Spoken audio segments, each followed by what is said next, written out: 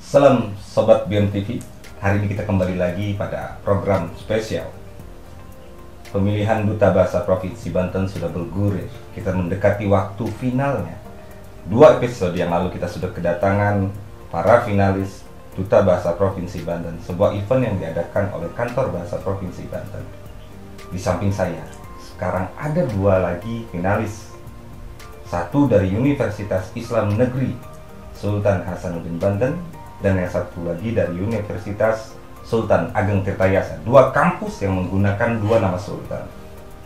Banten memang banyak sultan ya. Kita sapa. Di samping saya sudah ada Niki Putri Wijaya. Sampurasun. Apa kabar Niki? Alhamdulillah baik Kak. Coba berikan salam yang paling manis untuk Sobat BMTV. Sampurasun, wilujeng siang. Nami abdi Niki Putri Wijaya, asal bumi di Kecamatan Cipanas, Kabupaten Lebak. Abdi saat ini kuliah di Universitas Sultan Ageng Tirtayasa. Nah, motivasi abdi ngikutin Duta Bahasa Provinsi Banten karena abdi hoyong nyebarkeun literasi sareng nyebarkeun bahasa dan budaya daerah kepada sobat-sobat dan juga kepada anak-anak nu aya di Banten supaya budaya daerah urang tetap dilestarikan. Hatur nuhun. Luar biasa Niki, padahal saya cuma minta untuk menyapa, ternyata dia lebih panjang dari yang diinginkan. Itu memang inisiatif yang luar biasa. Orang sekarang banyak inisiatif ya Niki. Ya. Di sebelah saya ada Zidan Febriansyah. Halo dulu kesedanten. Perkenalkan nami kula Zidan Febriansyah. Kula asalin ning Kota Serang Banten. Kula seniki instansi nih ya Kang, ning UIN Sultan Maulana Hasanuddin Banten. Nah, kula alamatnya ning Pecile kota Sultan Dede. Dede Kang. Oh. Sing kampus sing kula sing Sultan, Dede Pecile Sultan. Alamat kula ning Kota Serang, yakni ning Taman Banten Lestari. Betul Kang? Atur nuhun Kang Zidan. Motivasi nih Kang. Oh, Oke. wenten motivasi sih kan? Enten. Oke. Motivasi kula ngikuti Duta Bahasa niki yakni kula ingin berkontribusi sareng Provinsi Banten niki lan kula ayo ngelestarikaken bahasa daerah kula sing ya niki bahasa Jawa Serang Kang. Konten. Nggih. Bagi Sobat BMTV yang tidak paham, nanti ada kita di bawah.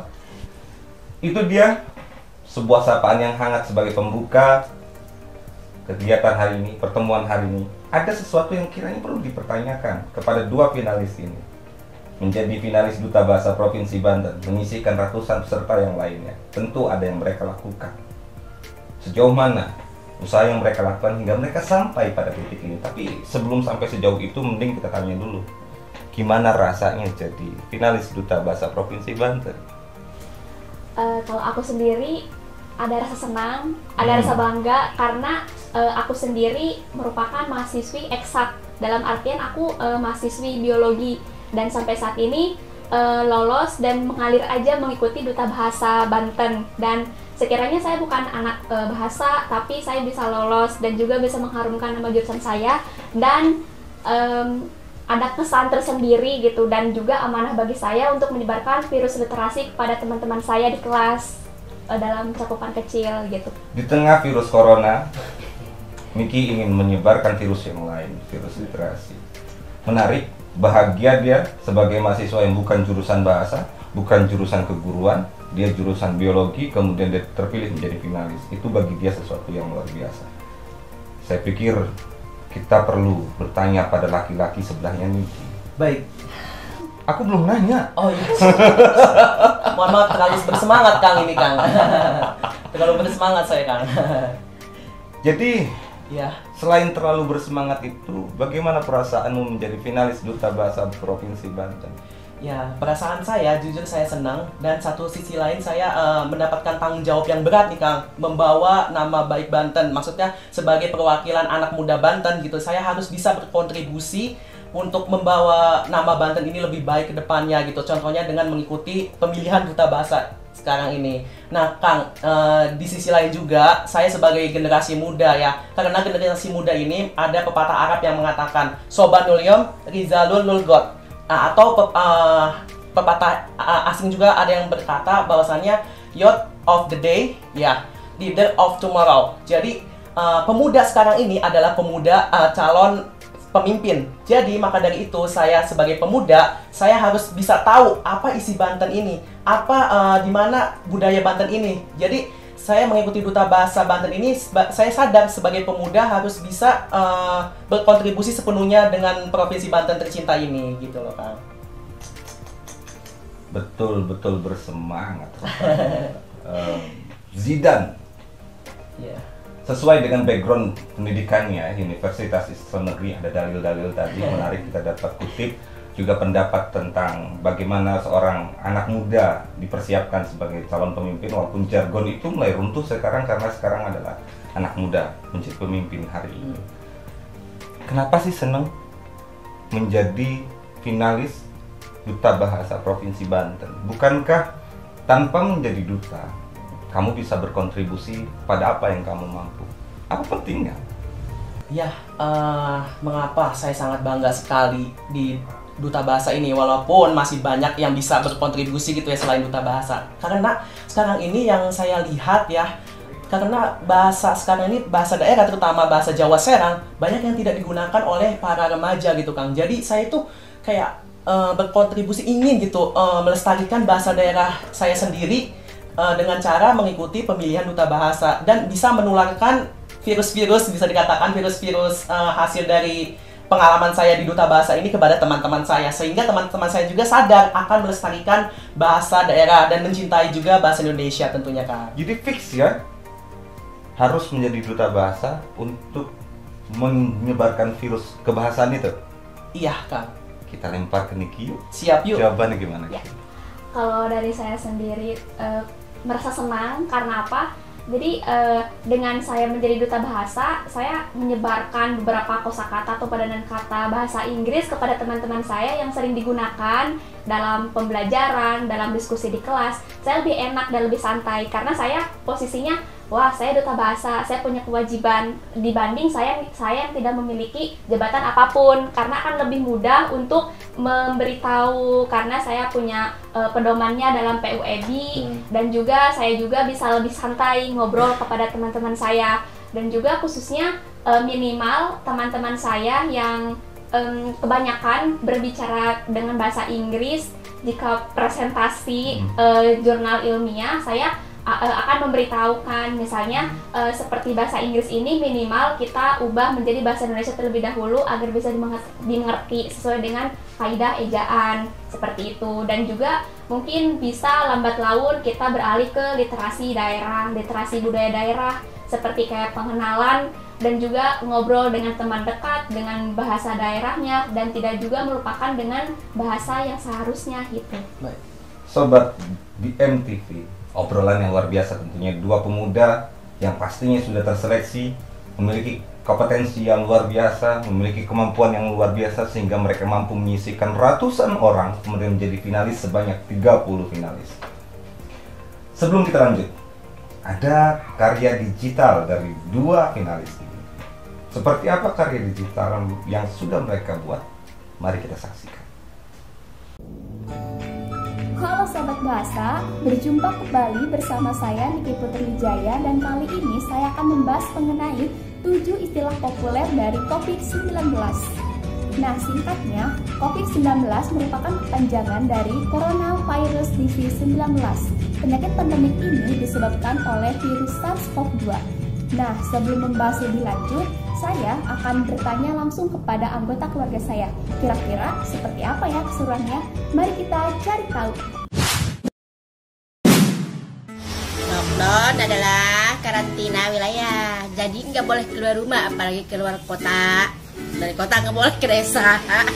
Itu kan peraturan pemerintah untuk menanggulangi COVID-19. Hand sanitizer adalah semacam cairan yang fungsinya untuk membersihkan atau mensterilkan tangan dari semacam kuman, bakteri. Adalah bekerja di rumah, jangan keluar rumah. Istilah pertama yaitu lockdown. Lockdown artinya karantina wilayah. Secara luas merupakan protokol yang dikeluarkan secara resmi oleh pemerintah di mana orang tidak boleh masuk atau meninggalkan rumah karena alasan darurat. Dampak dari diberlakukannya lockdown yaitu mengakibatkan beberapa orang yang bekerja terpaksa melakukan WFH atau work from home. Work from home artinya kerja dari rumah, yaitu di mana semua aktivitas yang biasa dilakukan di luar dikerjakan di rumah. Lalu, mengapa warga Indonesia harus tetap di rumah? Ya, pemerintah melakukan lockdown agar warga Indonesia bisa terhindar dari penyebaran COVID-19 dengan melakukan social distancing. Istilah ketiga yaitu social distancing, artinya jarak sosial. Maksudnya, kita harus menjaga jarak dengan orang lain sekitar 1-2 meter di sumber keramaian, seperti di pusat perbelanjaan, konser, dan tempat wisata. Nah, pengguna internet sih lebih menyebutnya dengan sebutan tagar di rumah aja. Namun, baru-baru ini Organisasi Kesehatan Dunia atau WHO secara resmi mengganti penggunaan frasa social distancing menjadi physical distancing. Istilah keempat yaitu physical distancing, artinya jarak sosial. Maksudnya adalah tindakan menjaga jarak fisik dan mengisolasi diri saat sedang sakit, agar penyakit tidak mudah menyebar namun tidak terpisah secara sosial, dan kita tetap menjaga interaksi secara tidak langsung melalui media sosial. Pertanyaannya, apakah Sobat Bahasa merasakan keberadaan masker dan hand sanitizer semakin langka akibat wabah COVID-19? Nah, kita saat ini sedang memasuki fase panic buying. Istilah kelima adalah panic buying. Panic buying artinya beli panik, yaitu di mana kondisi sekelompok orang membeli suatu produk dalam jumlah yang besar, khawatir sediaan produk semakin langka akibat tindakan antisipatif. Keenam yaitu hand sanitizer. Hand sanitizer artinya penyanitasi tangan, yaitu cairan atau gel yang digunakan untuk mengurangi agen infeksi seperti bakteri dan jamur.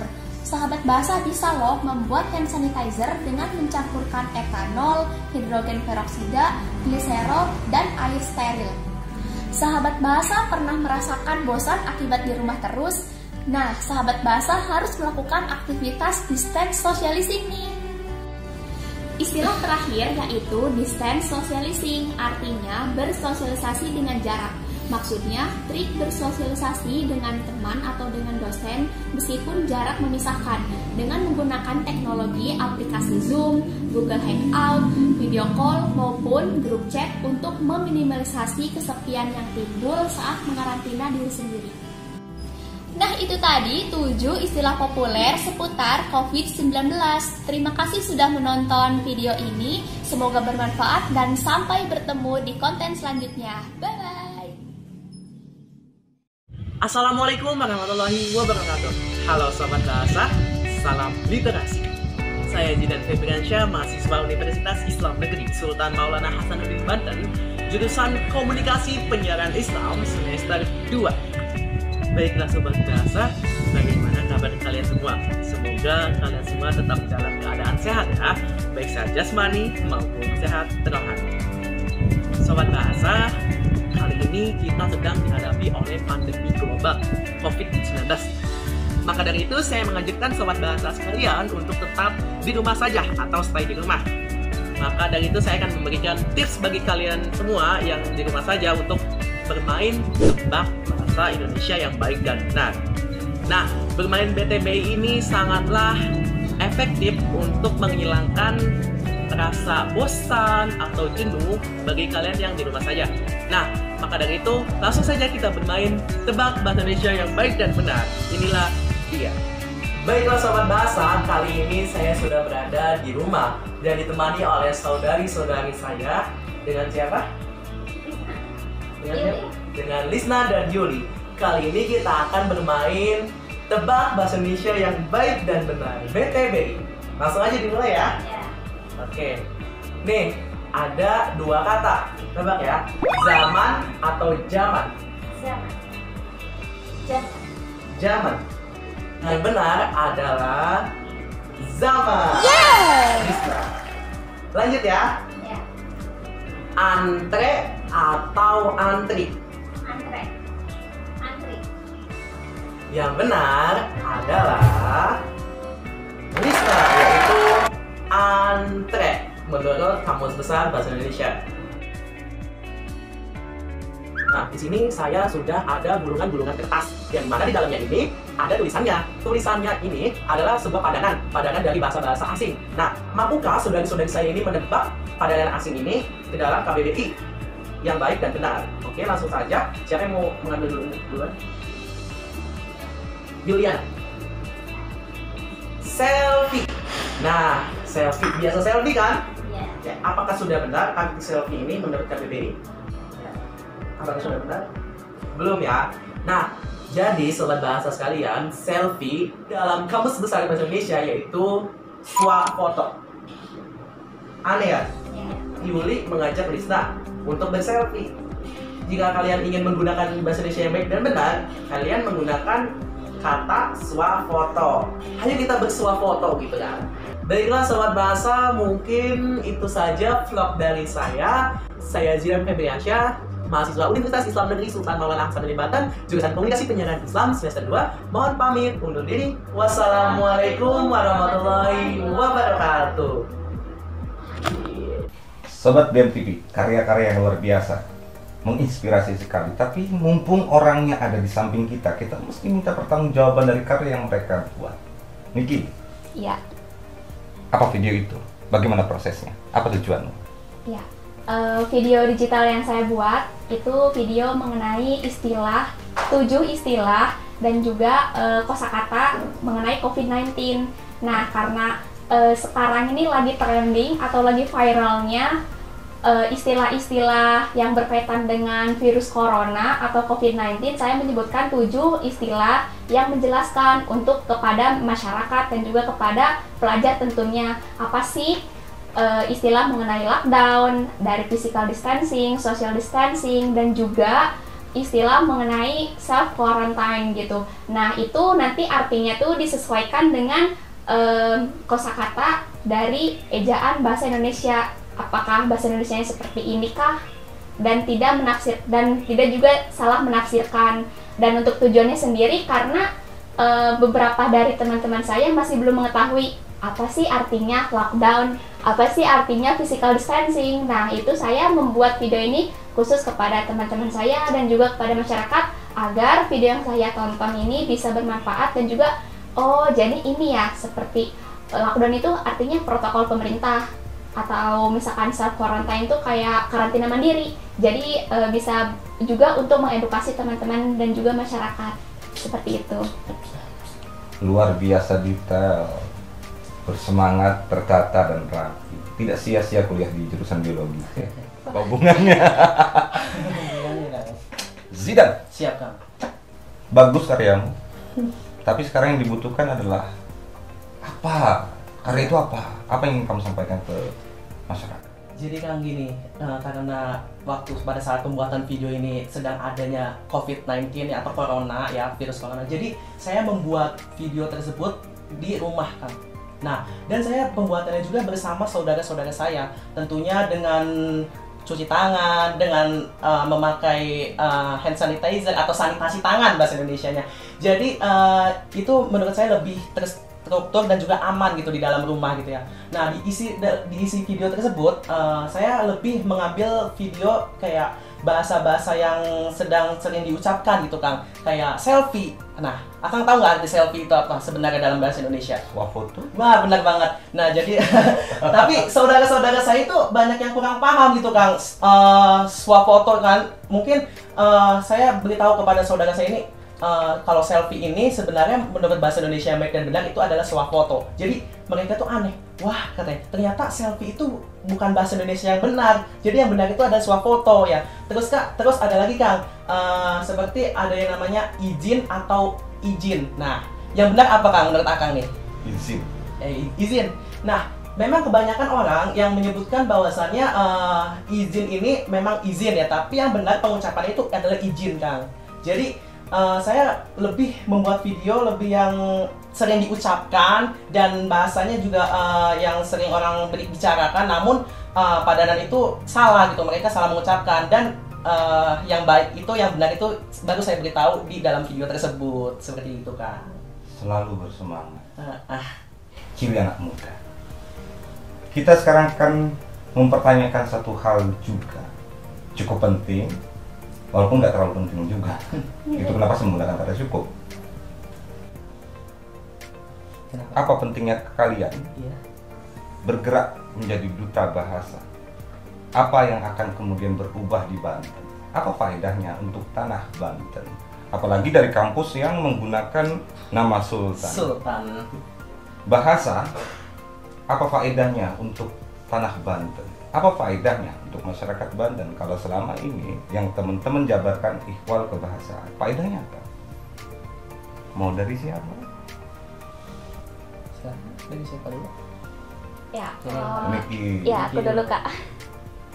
Kalau dari aku sih, bahasa merupakan media untuk mencurahkan hati seseorang, dan juga bahasa itu merupakan momentum untuk kita saling mengakrabkan diri dengan satu sama lain. Nah, ibaratnya jika bahasa itu apa sih manfaatnya jika kita realisasikan program kerja yang sudah kita canangkan di Duta Bahasa ini untuk Banten sendiri, untuk kemajuan Banten. Bahasa ini dalam konteks pemerintahan Banten itu sangat berguna. Misalnya segi bergunanya itu dalam artian kita ingin mengedukasi atau ingin mengakrabkan diri dengan masyarakat. Nah, otomatis bahasa ibu dari masyarakat tersebut tuh apa, dan kita sebagai contoh Duta Bahasa Banten harus memberikan stimulus dan juga memberikan beberapa pendekatan, seperti kita harus mengetahui dan juga mendalami bahasa ibu. Karena dengan berubahnya konteks pendidikan dan juga literasi di Banten, kita dapat memberikan effort yang baik dalam segi kebahasaan, seperti kita harus membuat taman baca masyarakat dan juga perpustakaan desa. Itu bisa memberikan sumbangsi yang lebih dalam bidang literasi untuk memajukan pendidikan yang ada di Banten, seperti itu Kak. Berarti alurnya adalah bahasa pada jalur pendidikan. Itu Niki. Iya. Sidan? Ya Kang, jadi jika kita lihat impact bahasa penting nggak bagi warga Banten? Sangat penting Kang. Nah, kita lihat dulu dari bahasa daerah ya. Mengapa bahasa daerah sangat penting digunakan di Provinsi Banten sekarang ini? Karena bahasa daerah ini sebagai bahasanya, bahasa ibu Kang bisa dikatakan. Dan juga bahasa daerah ini bisa mengakibatkan tali silaturahmi ini kuat gitu Kang. Jadi kayak harmonis dengan menggunakan bahasa daerah gitu. Karena di bahasa daerah, seperti yang kita tahu gitu, di Banten ini banyak sekali bahasa daerah. Yang pertama ada bahasa Sunda, bahasa Jawa Serang, ada bahasa Betawi ya. Bahkan ada bahasa Lampung juga. Bahasa Lampung digunakan di Banten Kang. Nah, sangat penting sekali bahasa daerah ini digunakan di Banten, terutama pada kalangan remaja. Karena yang saya tahu, remaja sekarang ini banyak yang malas menggunakan bahasa daerah gitu Kang. Jadi ya kalau misalkan bahasa daerah ini dikesampingkan, maka akan punah gitu Kang. Jadi saya juga bergerak mengikuti Duta Bahasa ini karena saya itu termotivasi dengan adanya para remaja ini yang malas menggunakan bahasa daerah gitu Kang. Jadi saya bisa bergerak, ayo saya bisa berkontribusi membawa nama baik Banten, dan juga impact-nya saya bisa menularkan Memangnya kalau bahasa daerah punah masalahnya apa? Nggak apa-apa kan? Karena gini Kang, kalau bahasa daerah punah nanti akan mengakibatkan budaya juga punah Kang. Mengikuti budaya juga akan punah gitu Kang. Jadi ya miris sekali kalau misalkan bahasa daerah ini punah gitu. Jadi ya saya sebagai duta bahasa, calon finalis duta bahasa itu ya, saya juga berkontribusi dong, harus bergerak dong, membawa perubahan-perubahan terhadap para kaum remaja terutama gitu ya, untuk membudayakan bahasa Banten gitu, bahasa daerah gitu. Nah, yang kedua Kang, bahasa Indonesia nih. Bahasa Indonesia juga sangat penting untuk digunakan Kang. Seperti yang kita ketahui, bahasa Indonesia juga sebagai bahasa pemersatu antara suku dengan suku lain gitu. Ketika kita juga di ruang publik juga harus menggunakan bahasa Indonesia gitu ya. Ya, walaupun bahasa daerah juga harus digunakan, tapi bahasa Indonesia itu sangat penting digunakan di ruang publik. Nah, kenapa Kang sangat penting? Karena gini loh Kang, seperti negara-negara lain juga mempelajari bahasa Indonesia Kang. Akan tahu nggak, Korea Selatan itu menggunakan sampai ada yang membawa pelajaran di bahasa Indonesia tersebut dibawa di pelajarannya gitu, di pelajaran sekolah ataupun di kampus. Nah, sedangkan kita sebagai warga Indonesia masa masih tidak mau menggunakan bahasa Indonesia yang baik dan benar, masa kita menggunakan bahasa asing, tentu malu dong sama negara lain. Negara lain aja belajar bahasa Indonesia, masa kita nggak mempelajari dengan baik dan benar? Jadi seperti itu, Kang. Sobat BMTV, luar biasa, Zidane. Keduanya masih berputar pada wilayah bahasa. Mungkin di hari depan mereka akan bicara bagaimana implementasi dan kebermanfaatan itu letaknya di mana. Sebelum kita lanjutkan, ada satu video penting yang perlu disaksikan. Video ini menarik dan akan membuat kita terbuka wawasannya. Selamat menyaksikan.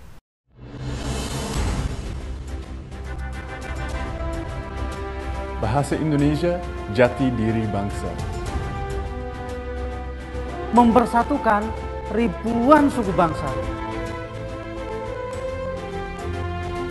Mempersatukan penutur dari ratusan bahasa daerah.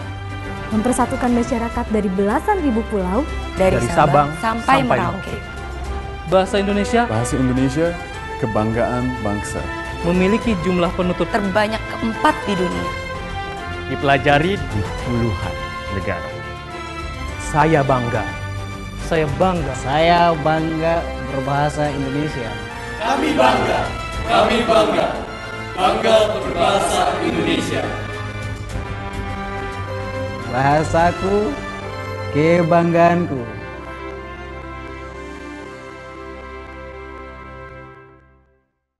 Video yang keren, saya yakin semua penonton terinspirasi.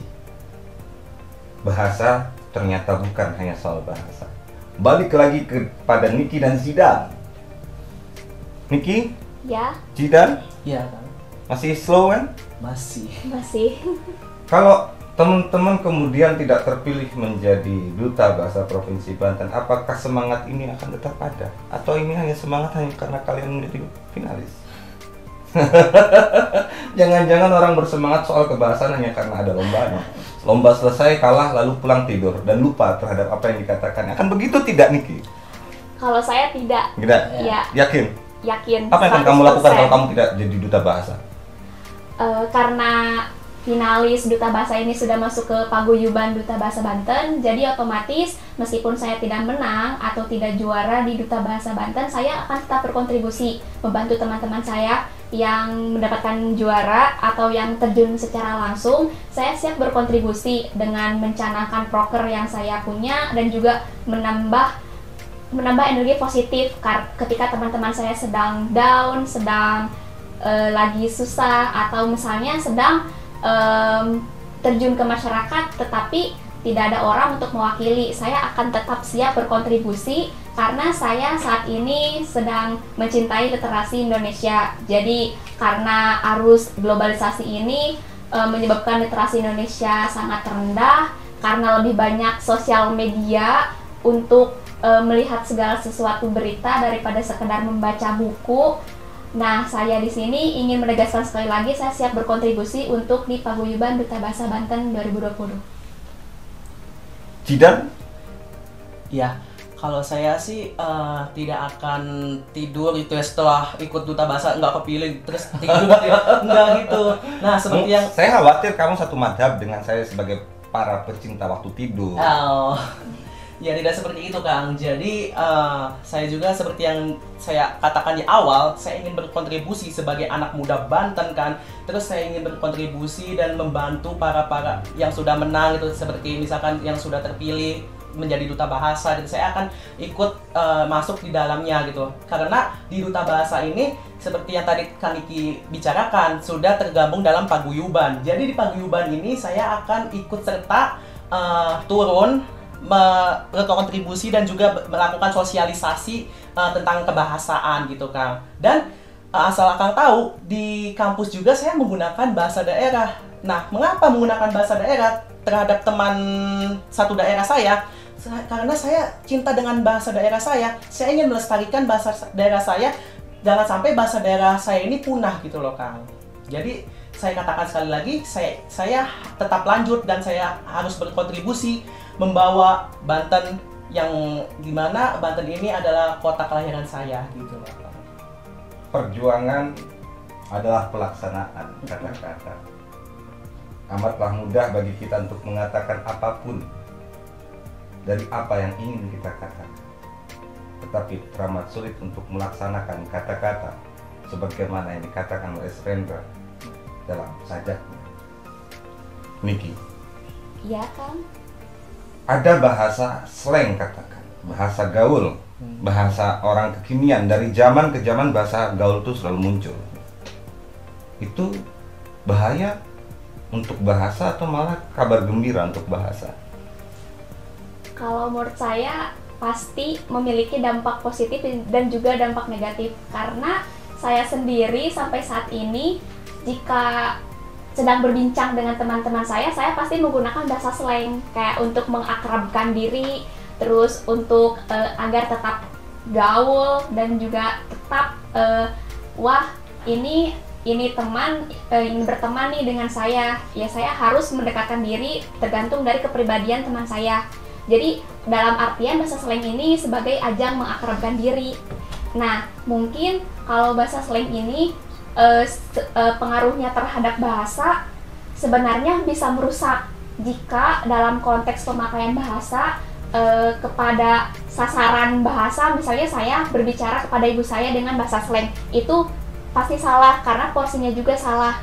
Alangkah lebih baiknya jika bahasa slang ini mendapatkan sasaran yang baik, misalnya kepada teman dekat, dan juga berhati-hati menggunakan bahasa slang kepada yang lebih tinggi seperti orang tua, kepada dosen, dan juga kepada orang yang lebih tua. Dan juga dalam berbahasa ini seperti yang saya bilang waktu awal, momentum dan juga media untuk mencurahkan hati seseorang. Bahasa slang ini sebenarnya untuk dampak positifnya selain mengakrabkan diri, juga sebagai bahasa untuk agar kita tetap eksis dalam hal pertemanan, dan juga tentang bagaimana sih cara mencari jati diri. Dan juga untuk negatifnya, untuk bahasa slang ini mungkin bisa merusak bangsa jika kita tidak menggunakan bahasa ini ke porsi yang benar. Dan juga bahasa slang ini bisa merusak jika bahasa slang ini tetap kita